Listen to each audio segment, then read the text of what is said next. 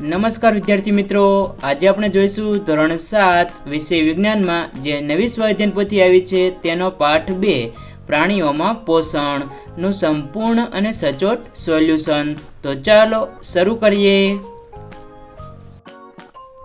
પ્રશ્ન નંબર 1, નીચે આપેલા પ્રશ્નો માટે સાચો જવાબ પસંદ કરી તેનો ક્રમ ચોરસમાં લખો। પહેલું, પાચિત ખોરાકની શોષણ સપાટીમાં વધારો કરતા પ્રવર્ધો માનવ શરીરના કયા અંગમાં આવેલા હોય છે? તો તેમાં આવશે ઓપ્શન સી, નાના આંતરડામાં। 2, નીચેનામાંથી કોણ ચરબીના પાચનમાં મહત્વનો ભાગ ભજવે છે? તો તેમાં આવશે ઓપ્શન બી, પિત્તરસ। 3, ખોરાકના બધા જ ઘટકોનું સંપૂર્ણ પાચન કયા પાચક અંગમાં થાય છે? તો તેમાં આવશે ઓપ્શન સી, નાના આંતરડામાં। 4, પાચન માર્ગ સાથે સંકળાયેલી ગ્રંથિઓ નીચેના પૈકી કઈ નથી? તો તેમાં આવશે ઓપ્શન બી, જઠર। 5, ઘાસ ખાતા પ્રાણીઓમાં ખોરાક નાના ગોળકોના સ્વરૂપમાં મોંમાં પાછો આવે છે અને પ્રાણીઓ તેને ચાવે છે। આ પ્રક્રિયાને શું કહે છે? તો તેમાં આવશે ઓપ્શન એ, વાગળવું। 6, પ્રોટીનનું અંશતઃ પાચન કયા પાચક અંગમાં થાય છે? તો તેમાં આવશે ઓપ્શન એ, જઠર। પ્રશ્ન 2, ખાલી જગ્યા પૂરો। પહેલું, કોષોમાં ગ્લુકોઝ ઓક્સિજનની મદદથી તૂટી કાર્બન ડાયોક્સાઇડ, પાણી અને ખાલી જગ્યા છૂટી પડે છે। તો તેમાં આવશે શક્તિ।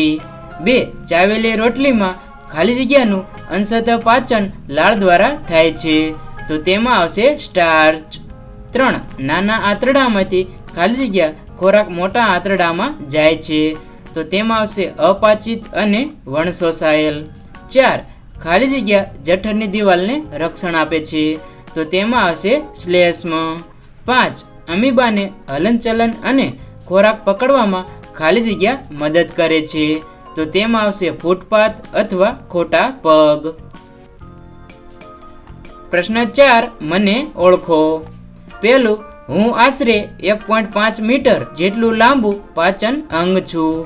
તો તેમાં આવશે મોટું આંતરડું। 2, મારામાં સ્વાંગીકરણની પ્રક્રિયા થાય છે। તો તેમાં આવશે નાનું આંતરડું। 3, હું અમીબામાં આવેલ આંગળી જેવા પ્રવર્ધો છું। તો તેમાં આવશે ફૂટપાથ અથવા ખોટા પગ। 4, હું પાચન માર્ગનો સૌથી પહોળો ભાગ છું। તો તેમાં આવશે જઠર। 5, હું કાર્બોદિત, ચરબી અને પ્રોટીનનું પાચન કરું છું। તો તેમાં આવશે નાનું આંતરડું।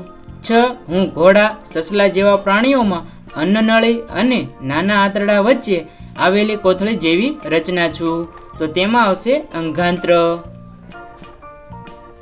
પ્રશ્ન 5, તફાવત આપો। મનુષ્યમાં પાચન અને ઘાસ ખાતા પ્રાણીમાં પાચન। મનુષ્યમાં વાગળવાની પ્રક્રિયા થતી નથી। ઘાસ ખાતા પ્રાણીઓ વાગળવાની ક્રિયા કરે છે।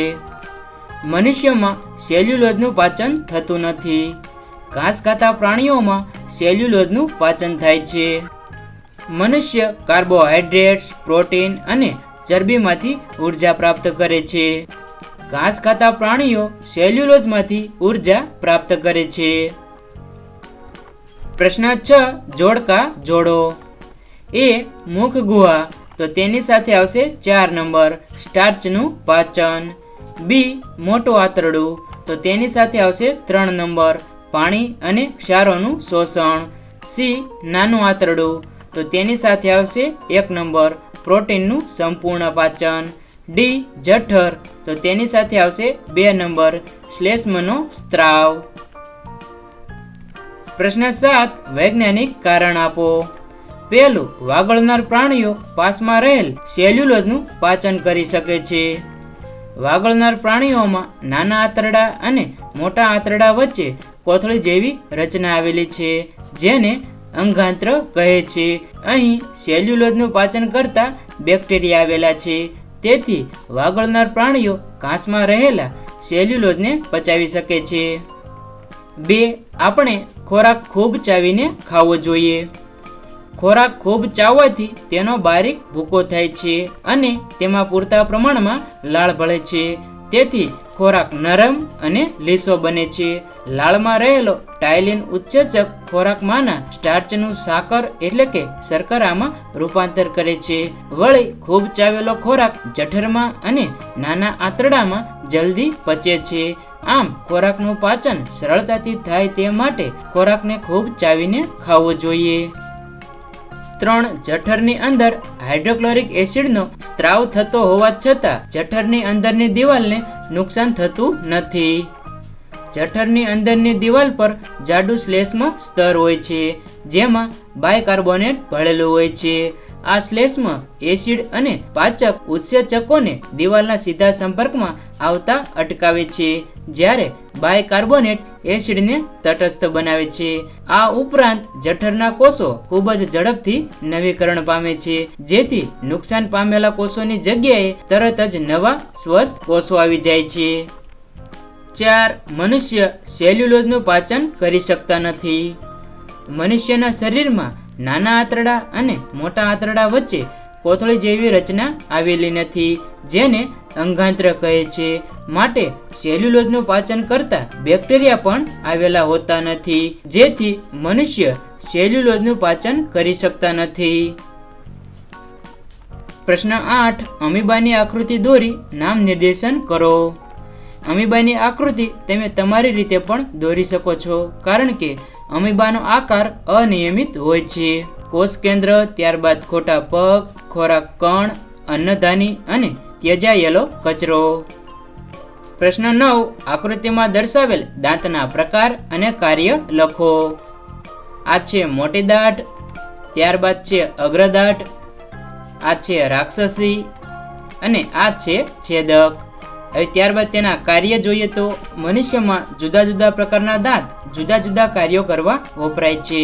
દાંતની કુલ સંખ્યા 32 છે, જેમાં કાપવાના છેદક દાંત 8, ચીરવાના રાણી દાંત 4, ચાવવા તથા દળવા માટે અગ્ર નાની દાંત 8 અને મોટી દાંત 12 છે. પ્રશ્ન 10. મનુષ્યના પાચન તંત્રની આકૃતિ દોરી નામ નિર્દેશન કરો. સર્વપ્રથમ ઉપરની બાજુથી જોઈએ તો અન્નનળી, જઠર, પક્વાશય, સ્વાદુપિંડ, મોટું આંતરડું, નાનું આંતરડું, મળાશય અને અંતમાં મળદ્વાર. પ્રશ્ન 11. અમીબામાં ખોરાક ગ્રહણ અને પાચન સમજાવો. અમીબા તળાવના પાણીમાં રહેતું સૂક્ષ્મ એકકોષી સજીવ છે. તે કેટલાક સૂક્ષ્મ જીવોને ખોરાક તરીકે આરોગે છે. જ્યારે તેને ખોરાકનો આભાસ થાય ત્યારે તે આંગળી જેવા પ્રવર્ધો બહાર કાઢે છે. તેને ખોટા પગ કહે છે. તે તેના ખોટા પગને ખોરાકની ફરતે ફેલાવે છે અને ખોરાકને પોતાના કોષ દ્વારા અન્નધાનીમાં સમાવે છે. અન્નધાનીમાં પાચક રસો તે ખોરાક પર કાર્ય કરે છે અને તેને સરળ પદાર્થમાં ફેરવે છે. આ રીતે તે ખોરાકનું પાચન કરે છે. ધીરે ધીરે પાચિત ખોરાક શોષણ પામે છે. પ્રશ્ન 12. ઘાસ ખાતા પ્રાણીઓમાં પાચનની ક્રિયા સમજાવો. ગાય, ભેંસ કે બીજા ઘાસ ખાનાર પ્રાણીઓ જ્યારે ઘાસ ચરે છે ત્યારે ઘાસ ખાઈ ખૂબ જ ઝડપથી ગળી જાય છે. આ ખોરાક જઠરના એક ભાગ જેને આમાશય કહે છે તેમાં જાય છે. આમાશયમાં હાજર રહેલા બેક્ટેરિયા સેલ્યુલોઝના પાચનમાં મદદ કરે છે. તેમાં ખોરાક અર્ધપાચિત હોય છે, જેને વાગોળ કહે છે. જ્યારે પ્રાણી આરામથી બેઠું હોય ત્યારે તે વાગોળ નાના ગોળકોના સ્વરૂપમાં મોંમાં પાછો આવે છે. પ્રાણી તેને બરાબર ચાવે છે. આ પ્રક્રિયાને વાગોળવું કહે છે અને આવા પ્રાણીઓને વાગોળનાર પ્રાણીઓ કહે છે. પ્રશ્ન 13. પાચનની વ્યાખ્યા લખો અને સમજાવો. શરીરમાં ખોરાક દ્વારા લીધેલા જટિલ ઘટકોનું સરળ સ્વરૂપમાં રૂપાંતર થવાની પ્રક્રિયાને પાચન કહે છે. સૌપ્રથમ મુખમાં ખોરાકને દાંત વડે ચાવવામાં આવે છે અને લાળ સાથે ભેળવવામાં આવે છે. ત્યારબાદ ખોરાક અન્નનળી દ્વારા જઠરમાં પહોંચે છે. જઠરમાંથી અર્ધપાચિત ખોરાક નાના આંતરડામાં પ્રવેશે છે. અહીં યકૃતમાંથી આવતો પિત્તરસ ચરબીનું પાચન કરે છે, જ્યારે સ્વાદુપિંડમાંથી આવતા સ્વાદુપિંડનો રસ કાર્બોહાઈડ્રેટ્સ, પ્રોટીન અને ચરબીનું સંપૂર્ણ પાચન કરે છે. નાના આંતરડાની દિવાલમાંથી પણ સ્ત્રવતા ઉત્સેચકો પાચન પૂર્ણ કરવામાં મદદ કરે છે. છેલ્લે અપાચિત ખોરાક મોટા આંતરડામાં જાય છે, જ્યાં પાણી અને કેટલાક ખનિજોનું શોષણ થાય છે અને બાકીનો કચરો મળદ્વાર મારફતે મળ સ્વરૂપે શરીરમાંથી બહાર નીકળી જાય છે. પ્રશ્ન 14. આપણા શરીરની સૌથી મોટી ગ્રંથિનું નામ આપી તેનું કાર્ય સમજાવો. આપણા શરીરની સૌથી મોટી ગ્રંથિ યકૃત ગ્રંથિ છે. તે જઠરની જમણી બાજુએ ઉપરના ભાગે આવેલી ગ્રંથિ છે. તે શરીરની સૌથી મોટી ગ્રંથિ છે. તે લાલાશ પડતા બદામી રંગની છે. તે પિત્તરસનો સ્ત્રાવ કરે છે, જે પિત્તાશય નામની યકૃતની નીચે આવેલી કોથળીમાં સંગ્રહ થાય છે. પિત્તરસ નાના આંતરડામાં ચરબીના પાચનમાં મદદરૂપ થાય છે. પ્રશ્ન 15. નીચેના પોષક તત્વોનું પાચન થઈ શેમાં રૂપાંતર થાય છે તે લખો. કાર્બોદિતનું ગ્લુકોઝમાં, ચરબીનું ફેટી એસિડમાં, પ્રોટીનનું એમિનો એસિડમાં. પ્રશ્ન 16. ટૂંક નોંધ લખો. સહાયક પાચક ગ્રંથિઓ. પાચન તંત્ર સાથે સંકળાયેલી સહાયક પાચક ગ્રંથિઓમાં લાળ ગ્રંથિઓ, યકૃત અને સ્વાદુપિંડનો સમાવેશ થાય છે. લાળ ગ્રંથિ તે લાળ રસનો સ્ત્રાવ કરે છે. લાળ રસ ખોરાકમાંના સ્ટાર્ચનું પાચન કરી શર્કરામાં ફેરવે છે. મનુષ્યોમાં મુખ ગુવાથી ખોરાકનું પાચન શરૂ થાય છે. યકૃત તે જઠરની જમણી બાજુએ ઉપરના ભાગે આવેલી ગ્રંથિ છે. તે શરીરની સૌથી મોટી ગ્રંથિ છે. તે લાલાશ પડતા બદામી રંગની છે. તે પિત્તરસનો સ્ત્રાવ કરે છે, જે પિત્તાશય નામની યકૃતની નીચે આવેલી કોથળીમાં સંગ્રહ થાય છે. પિત્તરસ નાના આંતરડામાં ચરબીના પાચનમાં મદદરૂપ થાય છે. સ્વાદુપિંડ તે જઠરની નીચે આવેલી છે. તે પર્ણ આકારની આછા બદામી રંગની ગ્રંથિ છે.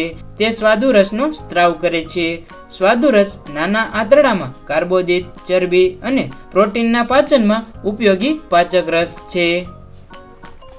નીચેનો ફકરો વાંચી તેના આધારે પ્રશ્નોના જવાબ આપો. નીચે જે પેરેગ્રાફ આપેલો છે તેને વાંચવાનો છે અને સમજવાનો છે. ત્યારબાદ તેના ઉપરથી જવાબ દેવાના છે. પ્રશ્ન જોઈએ તો પહેલું, આપણે મોઢાની સ્વચ્છતા શા માટે જાળવવી જોઈએ? કેમ કે મોઢાની સ્વચ્છતા ન જાળવવાથી મોંમાં બેક્ટેરિયા વૃદ્ધિ પામે છે અને દાંતને નુકસાન પહોંચાડી દાંતમાં સડો ઉત્પન્ન કરે છે. 2. દાંતની સ્વચ્છતા જાળવવા આપણે શું કરવું જોઈએ? દાંત દિવસમાં 2 વાર સાફ કરવા, ભોજન બાદ કોગળા કરવા અને મોઢાની સફાઈ રાખવી જોઈએ. 3. દાંતની બરાબર સફાઈ ન થાય તો દાંતની સપાટી પરના ઇનેમલને શું અસર છે? બેક્ટેરિયા દ્વારા બનાવેલો એસિડ ઇનેમલને ઓગાળી નાખે છે, જેનાથી દાંતમાં સડો થાય છે.